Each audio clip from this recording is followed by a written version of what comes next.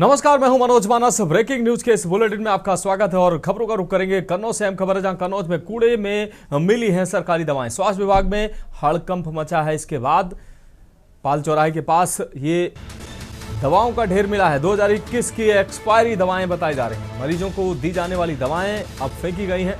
CMO ने दवाएं drugs ware house में रखवाई। दवाएं कन्नौज की नहीं है, अन्य जनपद की निकली। जांच के लिए उच्च स्तर पर भेजा गया पत्र। तो यह अहम खबर कन्नौज से आपको दिखा रहे हैं। मरीजों को दी जाने वाली दवाएं फेंकी गई हैं। सीएमओ ने दवाएं ड्रग्स आपको बता दें वेयर हाउस में रखवाई हैं। दवाएं कन्नौज की नहीं, अन्य जनपदों की बताई जा रही हैं। जांच के लिए उच्च स्तरीय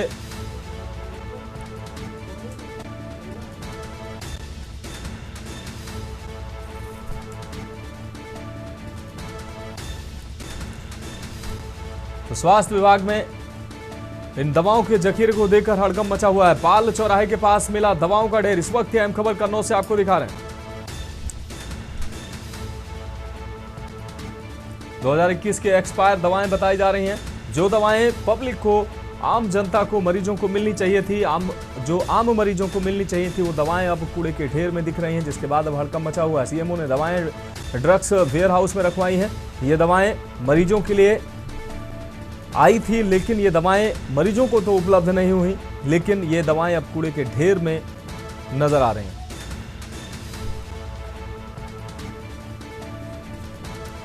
तो कन्नौज में कूड़े में मिली हैं दवाएं। देखिए, झोला छाप के हमारे अभी पिछले महीने की मैं बता रहा हूँ, करीब 9 या 10 कंप्लेन मिली है, जिसपे कि हमने एक एफआईआर करा दिया है और 2 के खिलाफ आज या कल में एफआईआर हो जाएगी।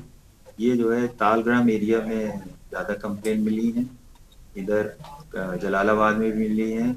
समदन का जो है एक व्यक्ति है जिसके खिलाफ हम लोगों ने एफआईआर कराई है।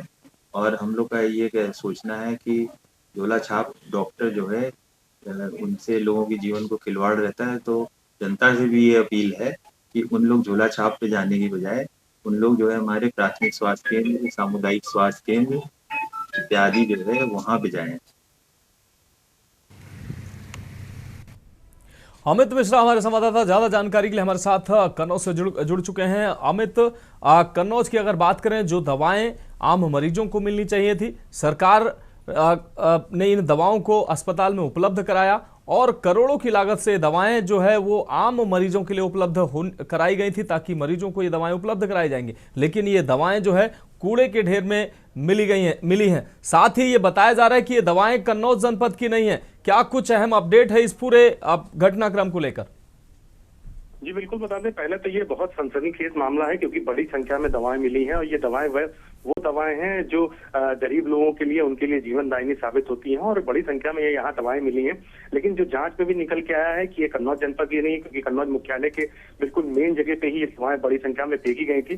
तो जिसके बाद जैसे ही स्वास्थ्य विभाग को जानकारी मिली है तो खुद सीएमओ सुदेश गुप्ता मौके पर पहुंचे हैं और उन्होंने जाकर पूरी दवाओं को कलेक्ट कराया है और ड्रग वेयर हाउस में इसको रखवाया गया है, क्योंकि मेडिकल वेस्ट होता है उसको भी ऐसे खुले में नहीं फेंक सकते, तो एहतियातन इसको रखवाया गया। उसके बाद उन्होंने एक जांच टीम गठित कर दी है, जिसमें प्राथमिक तौर पे जो जांच हुई है, जो उसमें कोड लगे होते हैं, जिनको एक कोड निर्धारित होता है, उससे इन्होंने पता लगाया है। तो ये कन्नौज जनपद की नहीं है, किसी गैर जनपद की दवाएं बताई जा रही हैं। लेकिन कहीं ना कहीं बड़ा सवाल खड़ा होता है कि किसी भी जनपद की हो तो इस तरह से दवाएं अगर ये फेंकी जा रही हैं तो कहीं कहीं ये सवाल भी उठते हैं कि दवाएं नहीं मिलती हैं, मरीजों को दिक्कत होती है। तो इस तरह से मरीजों को न देने के बजाय ये दवाएं अगर कूड़े के ढेर में मिल रही हैं तो उत्तर प्रदेश की जनता के साथ बड़ी नाइंसाफी हो रही है और ये कहीं ना कहीं स्वास्थ्य विभाग की बड़ी लापरवाही है। लेकिन अभी प्राथमिक जांच में कन्नौज में ये निकल के आया है, जो सीएमओ सुदेश गुप्ता ने खुद बताया है कि ये कन्नौज की ये दवाएं नहीं है और हम लोग लगातार अब पत्राचार करेंगे कि आखिर ये दवाएं कहाँ की हैं, कौन व्यक्ति यहाँ पर आया था और किस स्थिति में फेंक गया है। उन्होंने पुलिस से भी इस बात की शिकायत करने की बात कही है कि हम लोग पुलिस से भी सहायता लेंगे कि आखिर यहाँ कौन व्यक्ति आया है, इस तरह से दवाएं फेंक गया है। क्योंकि कुछ दिन पहले भी ऐसा ही एक मामला आया था, जिसके बाद से लगातार कन्नौज स्वास्थ्य विभाग अलर्ट मोड पे है कि आखिर कौन व्यक्ति है जो इस तरह की हरकतें कर रहा है और ये दवाएं कहाँ की आ रही हैं।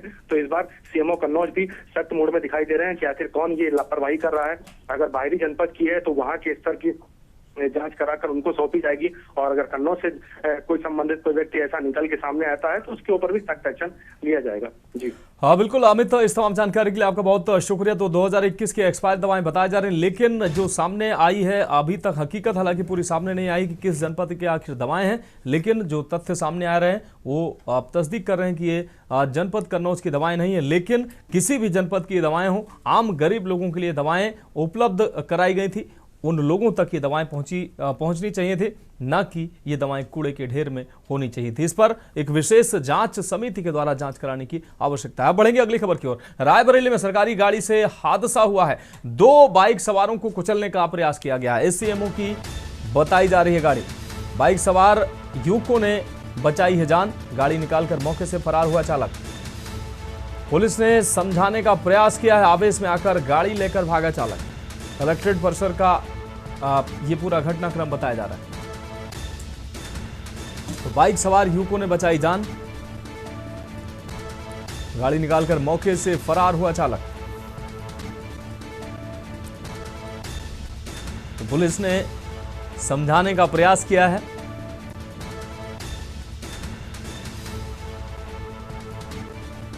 आवेश में गाड़ी निकालकर चालक फरार हुआ है। कलेक्ट्रेट परिसर का बताया जा रहा है पूरा घटनाक्रम। रायबरेली में सरकारी गाड़ी से हादसा हुआ है। इस वक्त की अहम खबर आपको रायबरेली से दिखा रहे हैं। 2 बाइक सवारों को कुचलने का प्रयास किया है। एसीएमओ की बताई जा रही है गाड़ी। तो बाइक सवार युवकों ने बचाई जान, 2 बाइक सवार युवकों को कुचलने का प्रयास किया गया। गाड़ी निकालकर मौके से फरार हुआ है चालक। पुलिस ने समझाने का प्रयास किया, लेकिन मौके से फरार हुआ है चालक। एसीएमओ की गाड़ी बताई जा रही है, आवेश में आकर गाड़ी लेकर भागा है चालक।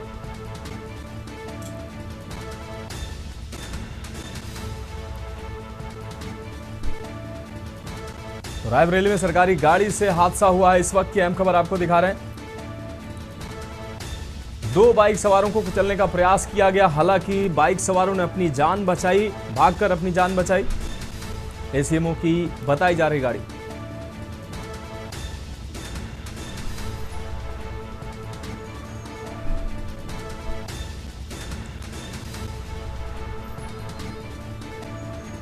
गाड़ी निकालकर मौके से चालक फरार हुआ है। एसीएमओ की यह गाड़ी बताई जा रही है। पुलिस ने समझाने का प्रयास किया, आवेश में आकर चालक गाड़ी लेकर भागा है।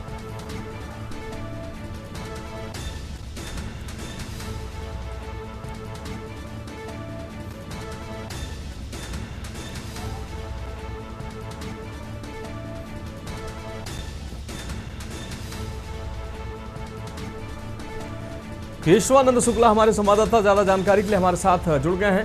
केशवानंद, रायबरेली में एसीएमओ की गाड़ी से 2 लोगों को कुचलने का प्रयास किया गया, हालांकि ड्राइवर आवेश में बताया जा रहा था, वो आवेश में गाड़ी लेकर भागा है। दोनों युवक जो बाइक सवार युवक थे, उन्होंने भागकर अपनी जान बचाई है। क्या कुछ अहम अपडेट इस खबर को लेकर?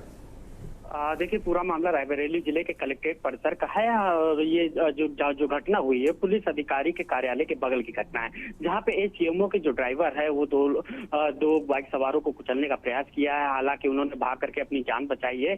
जो ड्राइवर था वो उससे जब पुलिस मौके पर पहुंची तो उससे भी आवेश में बात करके जो ड्राइवर था वो गाड़ी लेकर के फरार हो गया।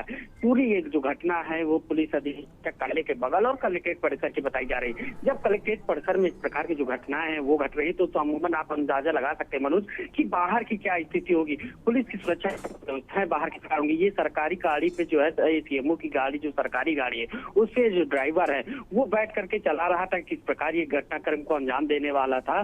फिलहाल वो दोनों युवक जो है अभी सुरक्षित बताए जा रहे हैं, लेकिन पुलिस इस पूरे मामले की जो है तहकीकात में जुट गई है। मनोज। हाँ बिल्कुल केशवानंद, इस तमाम जानकारी के लिए आपका बहुत शुक्रिया। तो दोनों बाइक सवारों ने अपनी जान बचाई है। आवेश में आकर चालक जो है गाड़ी लेकर मौके से भागा है। पुलिस ने समझाने का भी प्रयास किया था इस दौरान।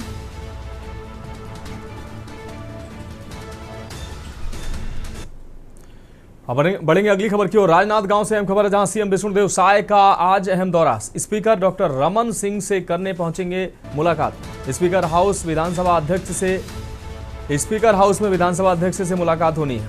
विभिन्न महत्वपूर्ण मुद्दों पर चर्चा संभावित। मुख्यमंत्री युवा वेलफेयर फाउंडेशन के कार्यक्रम में होंगे शामिल। शहर स्थित स्टेट स्कूल ग्राउंड में आयोजित है कार्यक्रम। विभिन्न महत्वपूर्ण मुद्दों पर चर्चा होने की संभावना जताई जा रही है। तो स्पीकर हाउस में विधानसभा अध्यक्ष रमन सिंह से मिलेंगे मुख्यमंत्री। विभिन्न महत्वपूर्ण मुद्दों पर चर्चा होना संभावित बताया जा रहा है। मुख्यमंत्री युवा वेलफेयर फाउंडेशन के कार्यक्रम में भी शामिल होंगे। शहर स्थित स्टेट स्कूल ग्राउंड में यह कार्यक्रम आयोजित हो रहा है। राजनांदगांव से अहम खबर, विष्णुदेव साय का अहम दौरा। स्पीकर डॉक्टर रमन सिंह से करने पहुंचे मुलाकात। स्पीकर हाउस में विधानसभा अध्यक्ष से मुलाकात होगी। विभिन्न मुद्दों पर बातचीत होना संभावित बताया जा रहा है।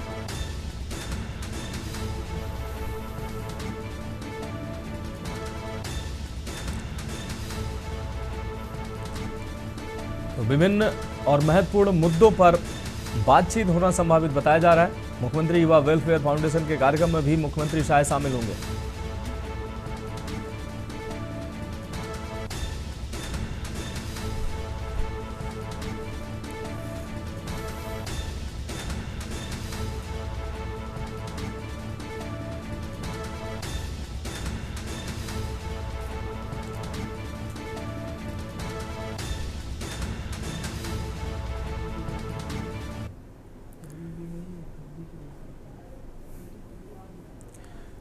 अब बढ़ेंगे अगली अहम खबर की ओर। सिवनी में बहुचर्चित मामले ने पकड़ा है तूल। हवाला लूट कांड में 9 आरोपी कोर्ट में पेश किए गए। आपको बता दें, निलंबित सीएसपी पूजा पांडे समेत 7 पुलिसकर्मी शामिल हैं। 2 पुलिसकर्मी अब भी फरार हैं। एसआईटी ने शुरू की गहन जांच। एएसपी जितेंद्र सिंह ले सकते हैं रिमांड।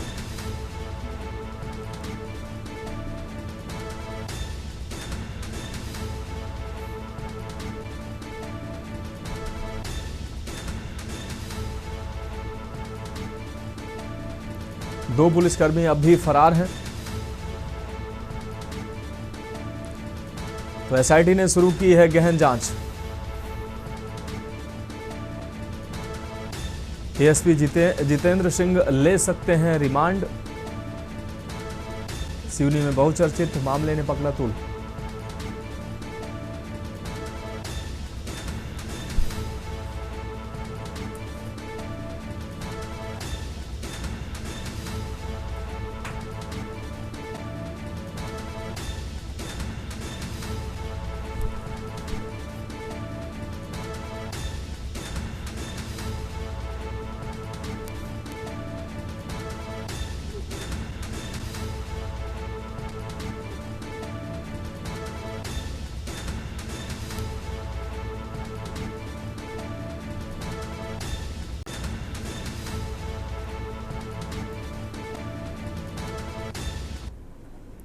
अब बढ़ेंगे अगली खबर की ओर। ग्वालियर से अहम खबर है, जहां संपत्ति मामले में लोकायुक्त का बड़ा एक्शन देखने को मिला। आय से अधिक संपत्ति की शिकायत पर टीम की छापेमारी देखने को मिली है।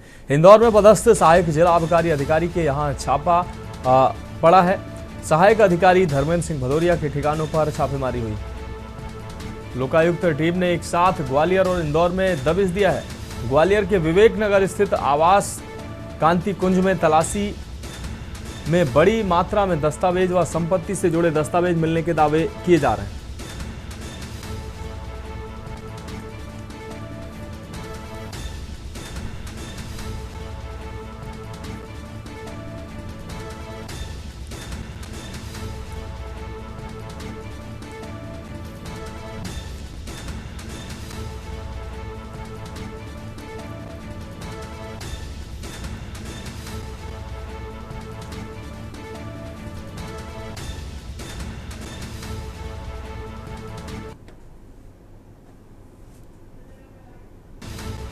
तो इंदौर में पदस्थ सहायक जिला आबकारी अधिकारी के यहां छापेमारी की गई है। और इस बीच उत्तर प्रदेश की राजधानी लखनऊ से अहम खबर सामने आ रही। इस वक्त की अहम खबर, गौतम अडानी खरीदेंगे सहारा की 88 प्रॉपर्टी। लखनऊ से इस वक्त की अहम खबर, गौतम अडानी खरीदेंगे 88 प्रॉपर्टीज की कुल कीमत 1 लाख करोड़ रुपए। सहारा के वकील कपिल सिब्बल ने सुप्रीम कोर्ट को दी जानकारी। लखनऊ में सहारा शहर जैसे बड़े प्रोजेक्ट मौजूद हैं। सहारा के वकील कपिल सिब्बल ने सुप्रीम कोर्ट को जानकारी दी। लखनऊ में सहारा शहर जैसे कई बड़े प्रोजेक्ट हैं। सुप्रीम कोर्ट ने केंद्र सरकार और सेबी को नोटिस भेजा है। नोटिस भेजकर इस पर जवाब देने के लिए कहा गया है।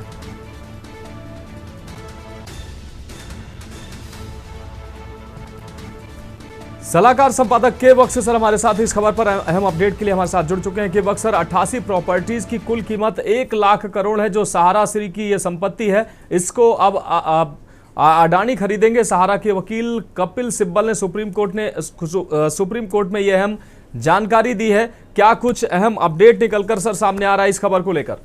देखिए, अभी तक भ्रम था कि सहारा की प्रॉपर्टी अडानी को दी जाएगी या नहीं दी जाएगी, ये सुप्रीम कोर्ट पे निर्भर करता है जी। अंततः ये तय हो गया। सुप्रीम कोर्ट ने सहारा से पूछा तो सहारा वकील कपिल सिब्बल जो कांग्रेस के वरिष्ठ नेता भी हैं, उन्होंने कहा कि हाँ, ये प्रॉपर्टी सहारा बेचना चाहता है, अडानी को देने पे सहमति सहारा ग्रुप की बन गई है। और कुल 88 प्रॉपर्टियां हैं जिससे 1 लाख करोड़ रुपए की सहारा ने मांग की है, जिसकी जानकारी सुप्रीम कोर्ट को कपिल सिब्बल ने दे दी है।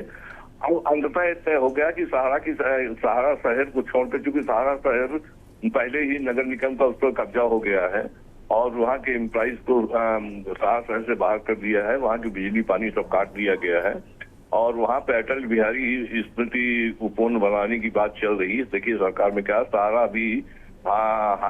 भी हाई कोर्ट गया है लखनऊ बेंच में कि साहब ये गलत प्रॉपर्टी हमारी की गई है, लेकिन 88 प्रॉपर्टियों को अडानी को देने पे सहारा सहमत हो गया है, जिसकी जानकारी सुप्रीम कोर्ट को कपिल सिब्बल जो सहारा के वकील हैं उन्होंने दे दी है।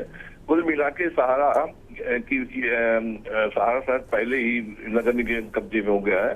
अब सहारा बिल्कुल बंद ही हो गया, सारी प्रॉपर्टी हो जाएगी। तो अंतिम ये जो 88 प्रॉपर्टियां है, अडानी अब 1 लाख करोड़ रुपए की मांग की है सहारा, उसमें क्या निर्णय होता है कि उनकी 1 लाख करोड़ सुप्रीम देने की बात करता है या फिर मार्केट रेट में देने की बात करता है, ये फैसला सुप्रीम कोर्ट के रुख में आया है। कुल मिला के स्थिति है कि अब सहारा ने सहमति जाहिर कर दी है। पैसे की मांग पे सुप्रीम कोर्ट क्या रुख लेता है आगे आने वाला समय तय करेगा। बिल्कुल केबक सर, इस तमाम जानकारी के लिए आपका बहुत शुक्रिया। तो गौतम अडानी खरीदेंगे सहारा की 88 प्रॉपर्टी जिनकी कीमत लगभग 1 लाख करोड़ रुपए बताई जा रही है। और इस बीच जालौन से अहम खबर सामने आ रही है। जालौन से इस वक्त की अहम खबर सामने आ रही है। जालौन में नाबालिग से बलात्कार का आरोपी गिरफ्तार किया गया है। जालौन से ये खबर, नाबालिग से बलात्कार का आरोपी गिरफ्तार किया गया है। 2 दिन पूर्व आरोपी ने वारदात को अंजाम दिया था। तो 2 दिन पूर्व ही आरोपी ने वारदात को अंजाम दिया था। वारदात के बाद से पुलिस लगातार तलाश कर रही थी।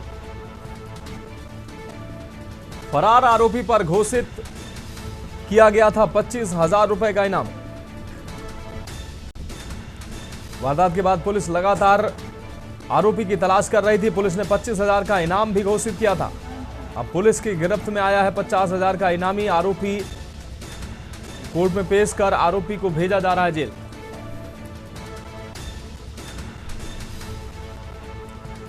नदी गांव के क्षेत्र के अकनीवा मोड़ का यह मामला है।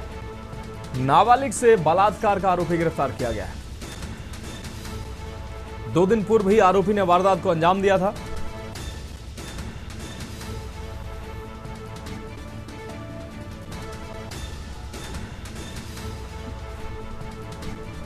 फरार आरोपी पर 25,000 का इनाम भी पुलिस ने घोषित कर रखा था। 2 दिन पहले ही आरोपी ने वारदात को अंजाम दिया था। वारदात के बाद पुलिस लगातार तलाश कर रही थी। और अगली अहम खबर रायबरेली से सामने आ रही है। रायबरेली से इस वक्त की अहम खबर सामने आ रही है। उज्ज्वला योजना सब्सिडी वितरण का शुभारंभ हुआ है। उज्ज्वला योजना सब्सिडी वितरण कार्यक्रम का शुभारंभ हुआ है। मुख्यमंत्री ने लाइव माध्यम से इसका उद्घाटन किया है। तो रायबरेली से इस वक्त की अहम खबर, बचत भवन में हुआ है कार्यक्रम का आयोजन। इस वक्त की अहम खबर रायबरेली से आपको दिखा रहे हैं। सैकड़ों महिलाएं इस कार्यक्रम में मौजूद रही हैं।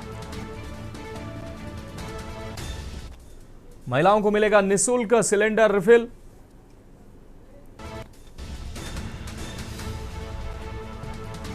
दो 2,76,000 लाभार्थियों को इसका सीधा लाभ मिलने जा रहा है।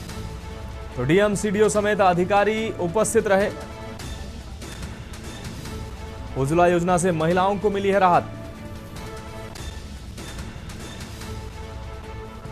तो रायबरेली से अहम खबर, उज्ज्वला योजना सब्सिडी वितरण का शुभारंभ किया गया।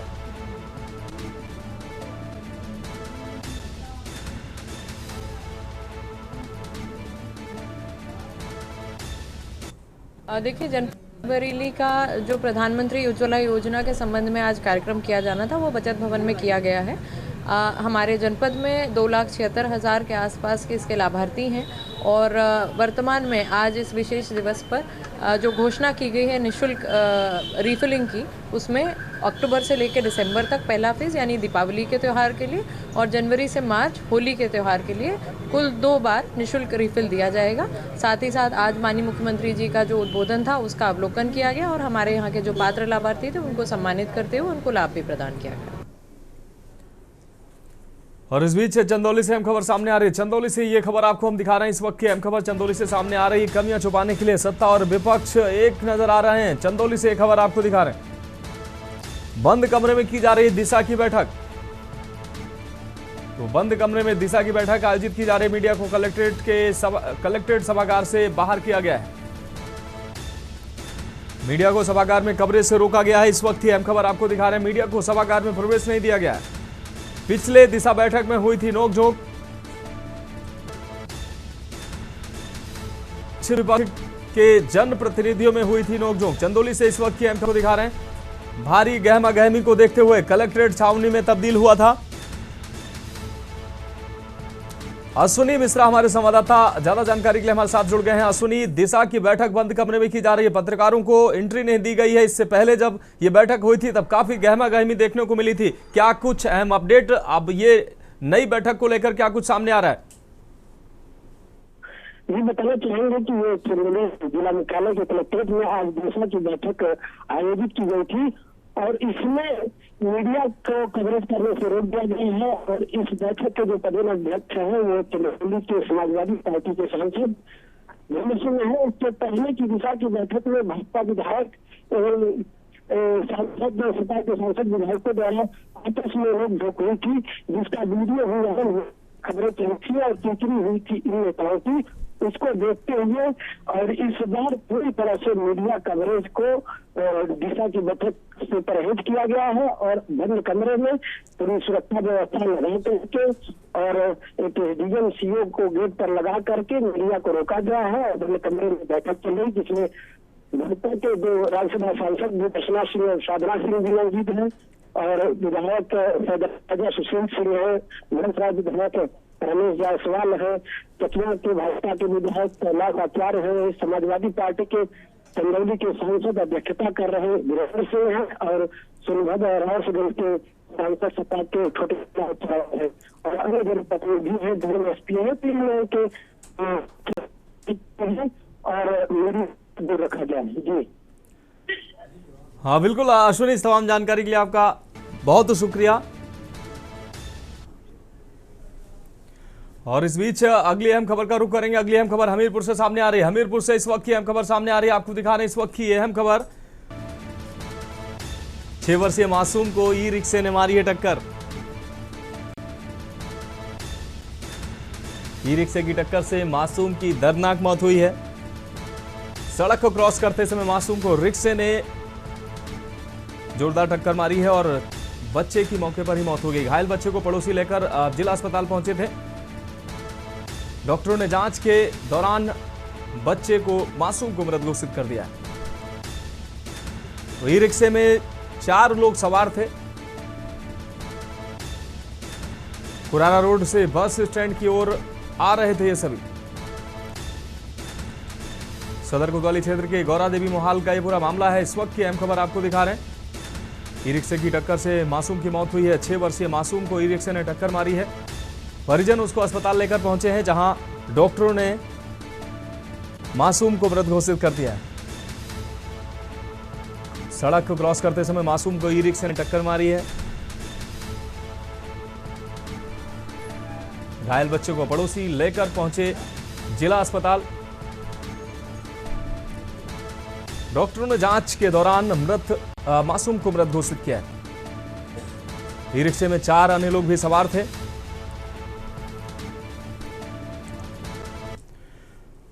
तो फिलहाल खबरों में अभी के लिए मेरे साथ इतना ही। मुझे दीजिए इजाजत और आप देखते रहिए के न्यूज इंडिया।